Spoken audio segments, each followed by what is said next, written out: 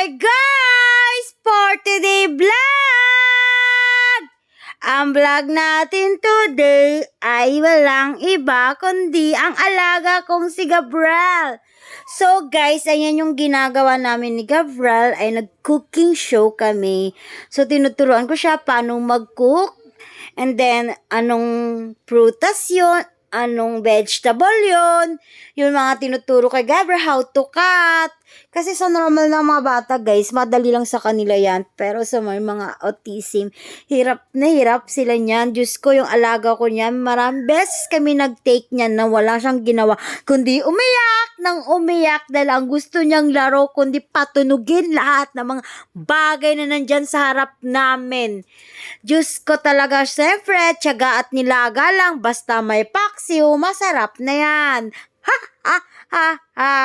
Ayun nga guys, next naman namin ang ginawa, nagpa-print, inutusan ko yung ate niya na mag-print para naman may matutunang iba si Gabriel. Pero hindi naman yan sinasabi ng OT na gawin namin, pero pala decision kasi ako eh.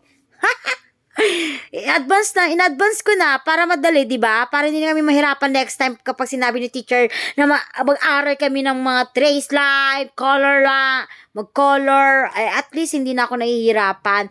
Tapos ayun, guys, nag-exercise kami ni Gabriel. Diyos ko guys, di nyo ba alam yung buong katawan ko dyan ay pagod na. Nakakahinga, lang hirap kasi pagbaboy talaga. Sabi kasi ni Oti din, kailangan niya mag-exercise, magalaw-galaw ang katawan dahil kasi Diyos ko Lord, ang aking alaga ay tamad maggiling-giling sa mga kanyang katawan. Gusto na lang laging nakadapa, tapos yung laruan niya ipatunog-tunog sa sahig.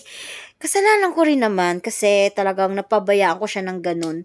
Eh kasi naman dati, hindi ko naman ini-expect na magiging ganyan. Healthy music for a child's heart, body, and mind.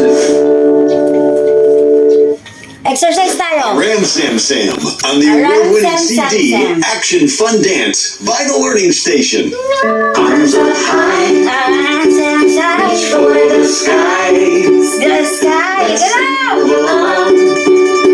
To the silly, silly Ram Sam song. Oh, Ram Sam Sam, oh, Ram Sam Sam, gooey, gooey, gooey, gooey, gooey, Ram Sam Sam, oh, Ram Sam Sam.